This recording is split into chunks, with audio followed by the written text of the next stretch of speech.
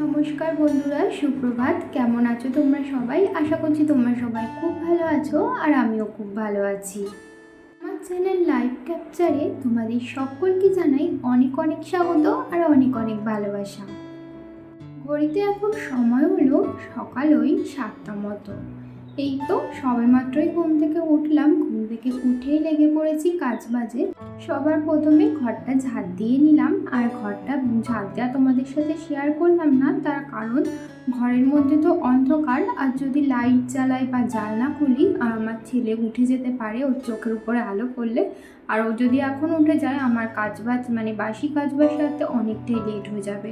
এই জন্য ঘরের ভিতরে ঝাড় দেওয়াটা তোমাদের সাথে আর শেয়ার করতে পারলাম না।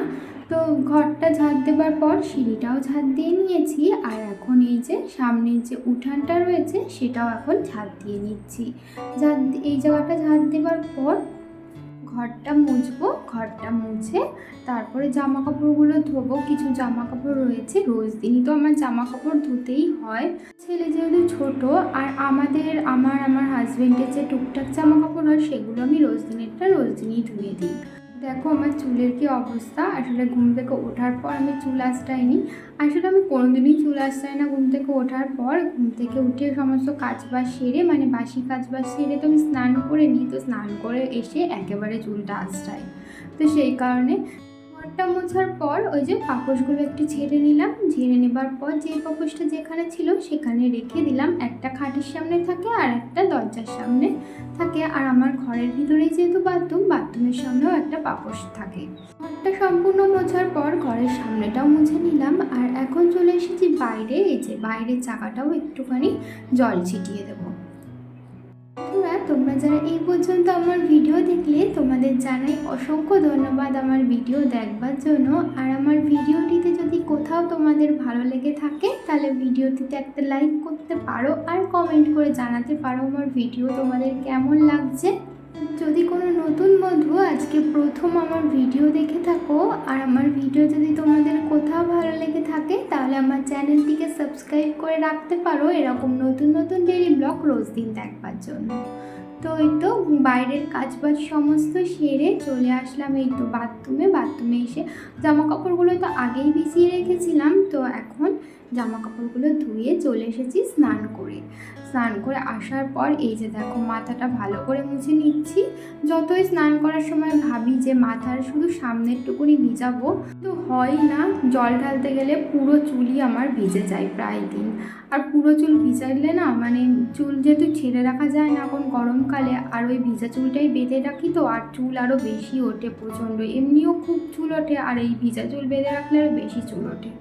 তো যাই হোক, কিছু করার নেই। তো এখন চুলটা আঁচড়ে নিলাম। চুলের চটটা যদিও সম্পূর্ণ ছাড়াইনি, সামনের দিকে একটু ছাড়িয়ে কোনো রকম একটু সিঁদুর পরে চলে আসলাম এই যে বিছানাটা তুলতে। আমি স্নান করতে গেছি, তার মধ্যেই তো আমার ছেলে উঠে গেছিলো আর হাজবেন্ডও উঠে গেছে। তো ওরা রয়েছে বাইরে, আর এখন আমি বিছানাটা তুলে নিচ্ছি। বিছানাটা তোলার পর এখনও ওই যে জামা কাপড়গুলো যেগুলো ধুলাম সেগুলো তো মেলাও হয়নি, সেগুলো মেলতে হবে।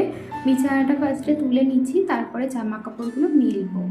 আর আমার ছেলেও ঘুম থেকে উঠে গেছে, তোমাদের তো বললামই, ওকেও এখনও ফ্রেশ করানো হয়নি। জামা কাপড়গুলো মেলে দিয়ে যাব উপরে গিয়ে ওর খাবার রান্না করে ওকে ফ্রেশ করাবো। তারপর ওকে খাইয়ে দাইয়ে রেখে আমি বাকি আর যা যা কাজ আছে সেগুলো আস্তে আস্তে করবো। দেখো চলে আসলাম জামা কাপড় মেলতে, আর বাইরে না আকাশ পুরো মেঘ করে রয়েছে, রোদও উঠেনি, বৃষ্টিও পড়ছে না। মাঝে সাঝে একদম ছিটে ফোটা করে বৃষ্টি পড়ছে, আবার কমে যাচ্ছে। তো সেই কারণে জামা কাপড়গুলো না আর বাইরে মেললাম না, এই ভিতরেই মেলে দিই। যা শুকাবে, জলটা ঝরে গেলেই হলো। তারপরে ভিতরে ফ্যানের তলায় মেলে দিলেই জামা কাপড়গুলো না শুকিয়েই যায়, বেশি সমস্যা হয় না। নিচের কাজবাজ সেরে রেখে চলে এসেছি উপরে, আর উপরে এসে না আমার ছেলেকে খাইয়েও দিয়েছি। খাইয়ে দেবার পর এখন আমি একটুখানি চা আর বিস্কুট খেয়ে নেব। আর এখানে দেখো মা সকালে রান্না বসিয়ে দিয়েছে, করবে হচ্ছে পটল ভাজা। তো সেই কারণে পটলটাকে নুন আর হলুদ দিয়ে মাখিয়ে নিচ্ছিল, আর এখানে কিন্তু ভাতটাও বসিয়ে দিয়েছিল। তারপরে দেখো এদিকে একদিকে বসিয়ে দিয়েছিল লাল শাক, আর একদিকে বসিয়ে দিয়েছিল পুঁই শাক। শাকের মধ্যে আবার মাছের ডিমও দিয়েছিল। আর এখানে দেখো মাছও নিয়ে এসেছে, মাছটা এখনো ধুইনি, মানে মাছটা আনার পর প্লাস্টিক থেকে শুধু ঢেলে গামলায় রেখে দিয়েছে। এই মাছে দেখো আমি পুজোও দিয়ে নিয়েছি, আর পুজো দেওয়াটা আজকে তোমাদের সাথে আর শেয়ার করলাম না।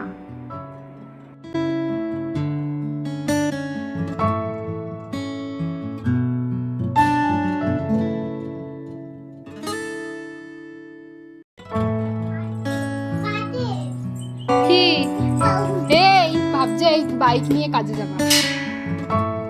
ওই যে পাপাকে টাটা দিয়ে দাও, পাপা কাজে চলে যাচ্ছে। পাপা হেঁটে হেঁটে কাজে যাবে, বাইক নেবে না, বাইক নেবে না।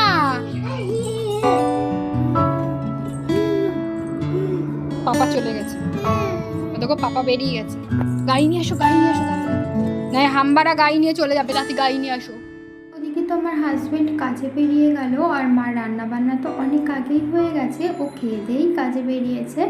আর এখানে দেখো আমি চলে আসলাম ওপরে, আমার ছেলেকে খাওয়াবো একটু লেবুর রস, তো সেই কারণে লেবুটাকে রস করে নিচ্ছিলাম। আমার ছেলেকে লেবুর রস খাওয়াবার পর এখন আমি গুছিয়ে নিচ্ছি ভাত।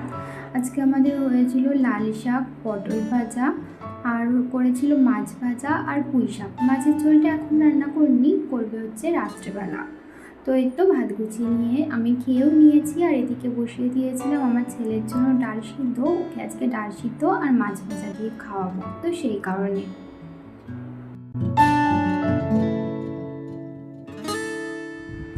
কত তুলছো?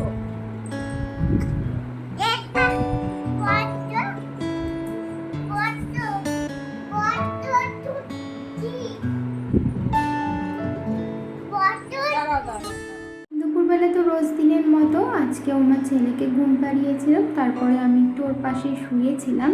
আর এখন হয়ে গেছে বিকাল, ও উঠে গেছে অনেকক্ষণ আগেই। ওঠার পর এখনও গেছে একটু বাইরেও ঠাম্মির সাথে, আর আমি ভিতরে ওই তো ঘরটা ঝাড় দিয়ে নিচ্ছিলাম। আর এখন সন্ধ্যাবেলা আমার ছেলেকে নিয়ে বসেছি একটু বই পড়াতে। তাহলে বন্ধুরা আজকের ভিডিওটা এই পর্যন্তই, আবারও দেখা হবে তোমাদের সাথে নতুন ভিডিও নিয়ে। ততক্ষণের জন্য তোমরা ভালো থেকো, সুস্থ থেকো, সাবধানে থেকো, আর আমার পাশে থেকো। ছেলে না এখন এত জেদ করা শিখেছে যে কি বলবো। এ দেখো ও পড়তেই চায় না, মানে ওর যেটা পছন্দ সেটাই পড়বে, এবি এগুলো একদমই পড়তে চায় না। আর আজকে আবার শুরু করেছে, একটা খাতা ছিল, ওই খাতাটা নিয়ে বলছে ওই খাতা পড়বে। খাতার ওকে আমি কি পড়াবো বলো? তুই যা খুশি করতো।